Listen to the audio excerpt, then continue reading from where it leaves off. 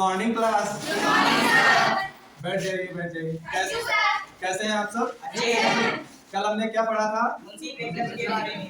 मुंशी प्रेमचंद के बारे में हम लोग पढ़ रहे थे ना। Yes sir. आज हम जानेंगे मुंशी प्रेमचंद का जीवन परिचय, लेकिन संक्षेप में। ठीक है ना? Yes sir. मुंशी प्रेमचंद का जीवन परिचय हम संक्षेप में यहाँ लिखने जा रहे हैं। ठीक है ना? Yes sir. चलिए, तो आज की क्लास मुंशी प्रेमचंद पर केंद्रित रहने वाली है। किस पर केंद्रित रहेगी? मुंशी प्रेमचंद। मुंशी प्रेमचंद। मुंशी प्रेमचंद की अगर बात करें तो सबसे पहले हम इस बात पर चर्चा करेंगे कि मुंशी प्रेमचंद का जन्म कब हुआ था, है ना? Yes sir. यही तो हम देखेंगे यस सर। जिसके बारे में बात करने चल रहे हैं। तो मुंशी प्रेमचंद का जन्म कब हुआ था, इस बात पर पहले हम चर्चा करते हैं। जन्म कब हुआ था? जन्म 31 जुलाई 1880। सब लोग ना बोलो, एक लोग, ठीक है? ये तो जन्म कब हुआ बच्चों? 31 जुलाई 1880। 31 जुलाई 1880 ईस्वी को।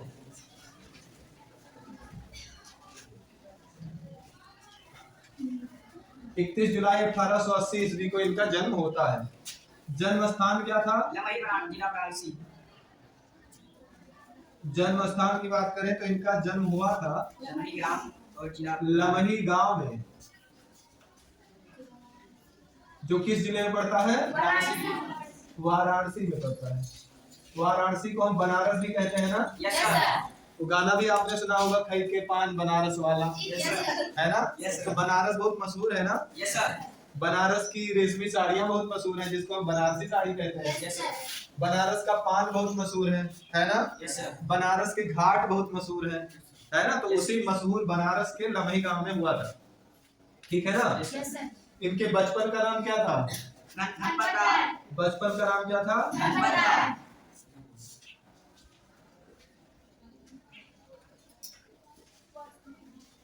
बचपन का नाम धनपत राय।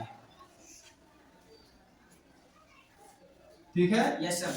जो कि इनका वास्तविक नाम था। बाद में इनको हम किस नाम से जानते हैं? प्रेमचंद के नाम से ना। प्रेमचंद के नाम से जानते हैं, लेकिन पहले इनका मूल नाम क्या था? वास्तविक नाम धनपत राय। इनके पिता का क्या नाम था? अजय राय। पिता का नाम क्या था? अजायब राय। उसके बाद किसका नाम? माता का नाम। इनकी माता का नाम क्या था? आनंदी देवी।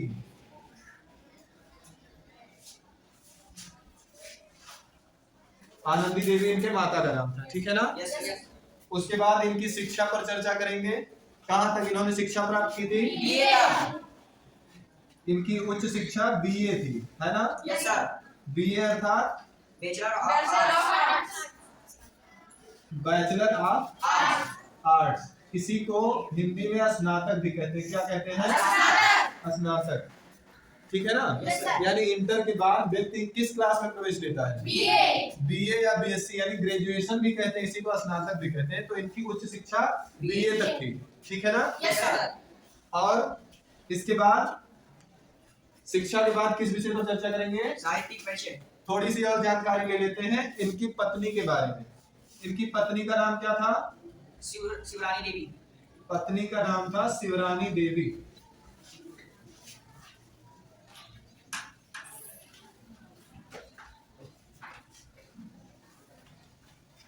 शिवरानी देवी इनकी पत्नी का नाम था, जो कि इनकी दूसरी पत्नी थी। कौन सी पत्नी? दूसरी पत्नी। इनके पहली पत्नी की मृत्यु हो जाने के बाद शिवरानी देवी के साथ इनका दूसरा विवाह हुआ था। ठीक है ना? तो शिवरानी देवी इनकी दूसरी पत्नी थी। समझ गए? Yes sir.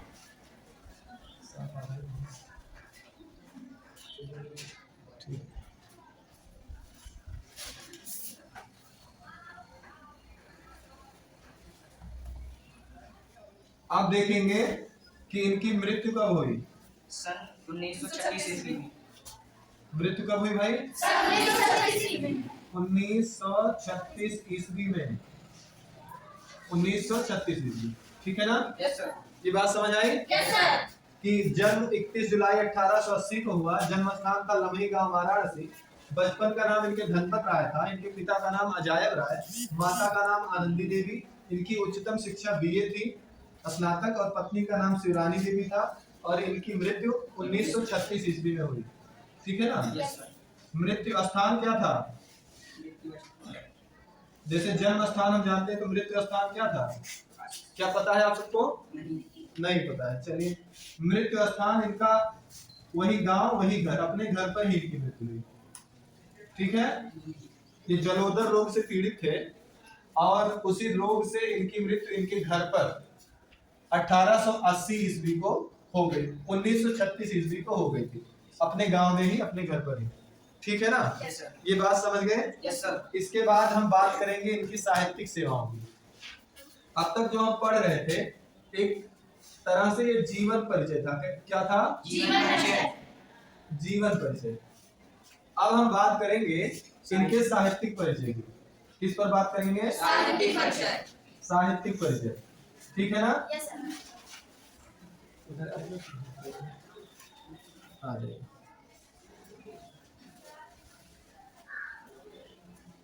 तो अब हम बात करने वाले हैं किसकी? इनके साहित्यिक परिचय की। परिचय की।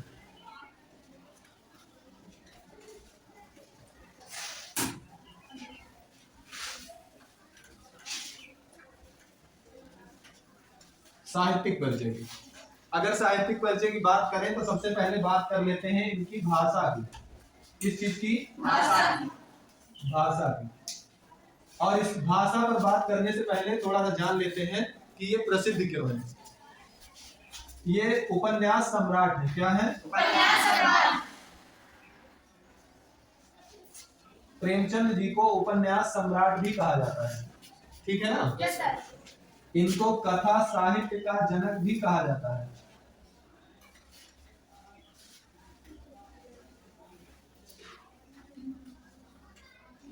कथा साहित्य का जनक, कथा साहित्य का जनक भी कहा जाता है और उपन्यास सम्राट कहा जाता है। कथा साहित्य का जनक इसलिए कहा जाता है कि इन्होंने लगभग 400 कहानियां लिखी थी। कितनी? 400 कहानियां इन्होंने लिखी थी। ठीक है ना? Yes sir. ये दो नामों से इनको और जानते हैं, कथा साहित्य के जनक और उपन्यास सम्राट। इसके बाद हम बात करते हैं इनकी भाषा की। तो इनकी भाषा कैसी थी? उर्दू।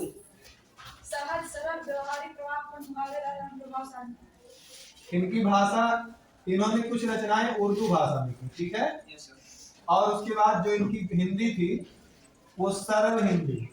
ठीक है? Yes sir. कहीं कहीं पर ये मुहावरेदार हो गई है। सरल, मुहावरेदार। और कैसी? प्रभावशाली। प्रभावशाली। और क्या विशेषता है? प्रभावपूर्ण। और क्या? व्यवहारिक। व्यवहारिक। तो सरल, मुहावरेदार और व्यवहारिक हिंदी।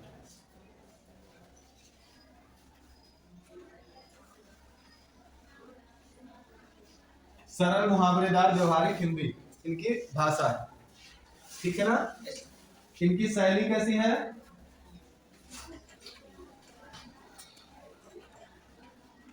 इनकी रचनाओं की शैली कैसी है? बोलो। नहीं, आकर्षक। चलिए हम बता देते हैं। इनकी रचनाओं की शैली है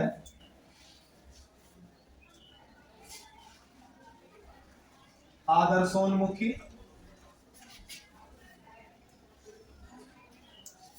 यथार्थवादी।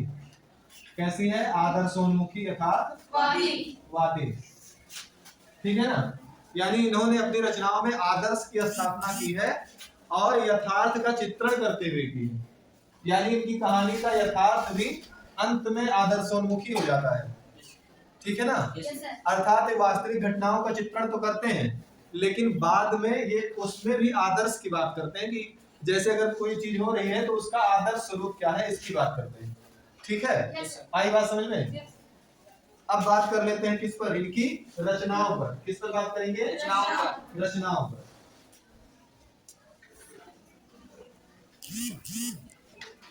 तो रचनाओं में इनकी अधिकतर रचनाएं ऐसी हैं जो कहानियां और उपन्यास हैं। कहानियां और उपन्यास। उपन्यास हैं।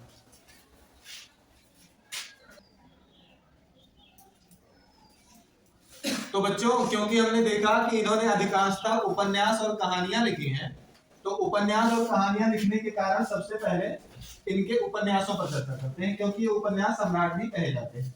ठीक है। Yes sir. तो उपन्यासों में जो कुछ उपन्यास प्रमुख हैं उसमें गबन, गोदान, रंगभूमि, रंगभूमि, कर्मभूमि, कर्मभूमि, निर्मला,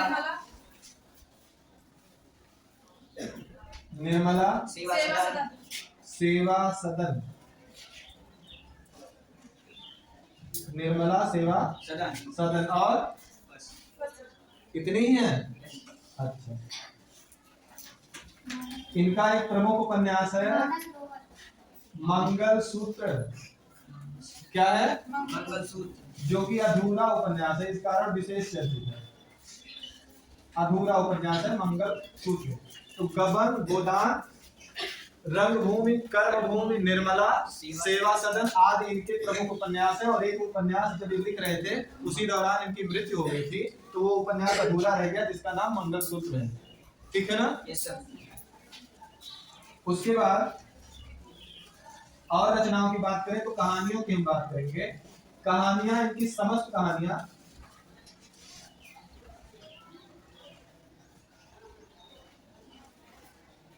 मानसरोवर में प्रकाशित है। मानसरोवर नाम से इनका एक ग्रंथ प्रकाशित हुआ जिसमें इनकी सारी कहानियां प्रकाशित हैं। मानसरोवर, समस्त कहानियां किस ग्रंथ में प्रकाशित हैं? मानसरोवर में। मानसरोवर में। और कितने भागों में? 8 भागों में। 8 भागों में मानसरोवर में इनकी पूरी कहानियां प्रकाशित हैं। ठीक है। Yes sir. और 8 भागों में जो कहानियां प्रकाशित हैं उसमें से कुछ कहानियां प्रमुख हैं, जैसे सौत, बड़े घर की बेटी, सौत, बड़े घर की बेटी, घास वाली, ठीक है, घास वाली, ठाकुर का कुआं, ठाकुर का कुआं, ईदगाह, ईदगाह आपने पढ़ा भी होगा, हामिद वाली कहानी पढ़ी है ना? Yes sir. जिसमें हामिद को जब ईद का मेला देखने के पैसे मिलते हैं तो अपने लिए कोई सामान नहीं खरीदता, वो क्या करता है? उसी पैसे से अपनी दादी माँ के लिए वो चिमटा खरीद लेता है। क्यों? क्योंकि वो देखता है कि जब उसकी दादी माँ रोटी उसके लिए बनाती है तो उसके हाथ जल जाते थे, उसकी दादी के हाथ जल जाते थे, इसलिए उससे अपनी दादी का दुख नहीं देखा गया। और जब उसकी दादी उसे मेला करने के लिए पैसे देती है तो उस पैसे से वो अपने लिए कुछ नहीं खरीदता, खाता पीता भी नहीं है, बल्कि अपनी दादी के लिए चिमटा खरीद कर लाता है। ठीक है। Yes sir. ये कहानी है इसका, इतनी मर्मस्पर्शी है कि एक छोटे से बालक का अपनी दादी, अपने घर वालों के प्रति इतना प्रेम है कि वो अपने लिए कुछ नहीं खरीदता बल्कि अपनी दादी के लिए चिमटा खरीद कर देता है। ठीक है ना? Yes sir. तो सौत, बड़े घर की बेटी, घास वाली, ठाकुर का कुआं, ईदगाह, इसके बाद बड़े भाई साहब, ठीक, और क्या? पंच परमेश्वर, ये भी कहानी आप पढ़ चुके हैं। Yes sir. अलगू चौधरी और जुम्मन शेख वाली कहानी पढ़ी है ना? Yes sir. तो वही कहानी है पंच परमेश्वर। नमक का दरोगा, नमक का दारोगा, पूस की रात, पूस की रात कहानी का अंग्रेजी में अनुवाद भी किया गया था, है ना? ये जो पूस की रात कहानी है उसका अंग्रेजी में अनुवाद भी हो चुका है। ठीक है ना? तो ये कुछ प्रमुख कहानियां। इनकी अंतिम कहानी जो बड़ी प्रसिद्ध हुई, कफन। कौन सी कहानी? कफन। कफन। कफन इनकी अंतिम कहानी है, यही कहानी उनकी आखिरी थी, इसके बाद इनकी मृत्यु हो गई। ठीक है ना? Yes sir.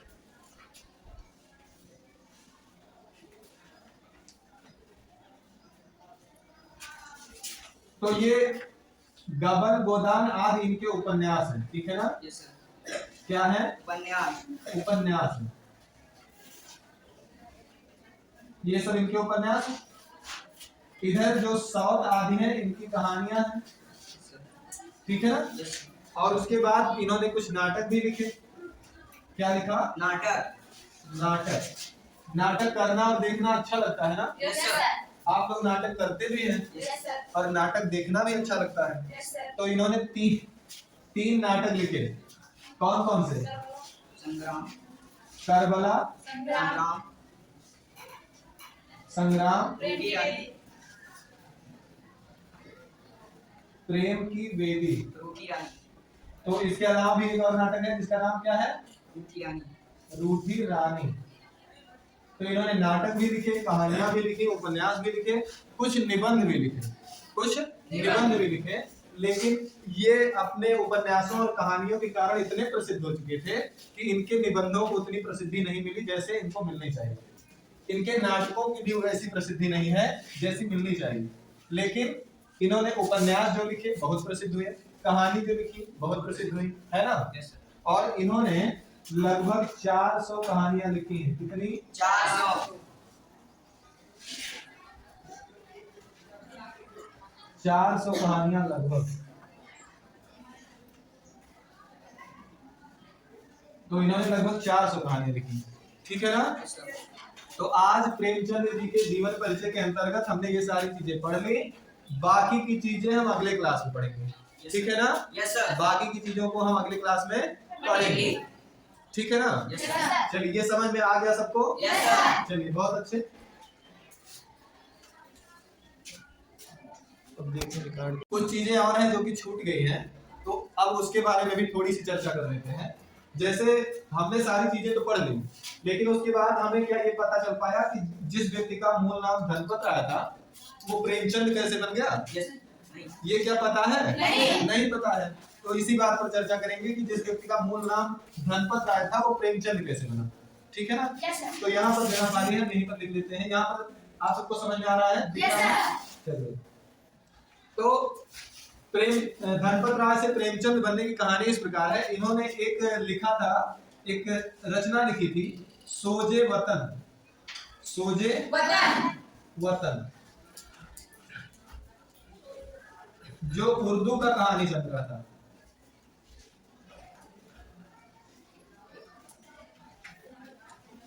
सोजे वतन जो उर्दू भाषा का कहानी संग्रह था, और पहले ये उर्दू भाषा में लिखते थे क्योंकि उर्दू अधिक प्रचलित थी, उर्दू को अधिक मान सम्मान प्राप्त था, तो इसलिए ये पहले उर्दू भाषा में लिखते थे। और उर्दू भाषा में लिखते किस नाम से थे? तो उर्दू भाषा में नवाब राय। ये नवाब राय के नाम से लिखते थे। ठीक है? Yes, sir. इनका उर्दू में नाम इन्होंने अपना क्या लिख लिया था? नवाब राय। नवाब राय से इन्होंने जब सोजे वतन कहानी संग्रह लिखा उर्दू का, तो उस समय क्योंकि अंग्रेजों का समय था, और अंग्रेजों का समय होने के कारण ये जो सोजे वतन कहानी संग्रह है, अंग्रेजों को यह कहानी संग्रह बड़ा भड़काऊ लगा। क्या लगा? भड़काऊ लगा। ऐसा लगा कि क्रांतिकारियों को और उत्तेजित कर रहे हैं क्रांति करने के लिए, तो अंग्रेजों ने इस पर प्रतिबंध लगा दिया। क्या लगा दिया? और किसने लगा दिया?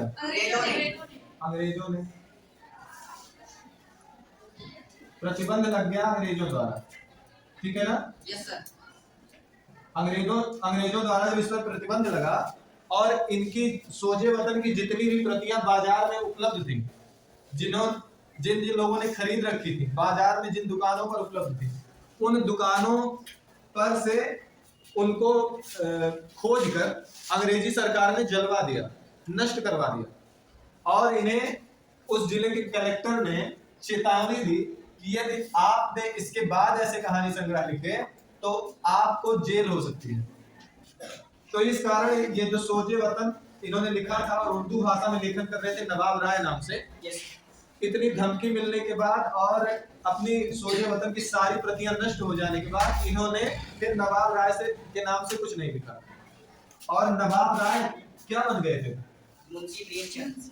नवाब राय फिर प्रेमचंद बन गए, और हिंदी में इन्होंने प्रेमचंद के नाम से कहानियां लिखनी शुरू कर दी, रचनाएं लिखनी शुरू कर दी।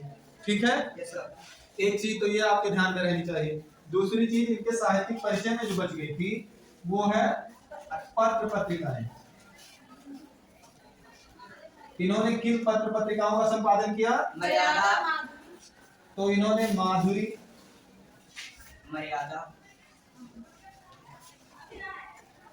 मर्यादा, हंस, हंस जागरण, और जागरण।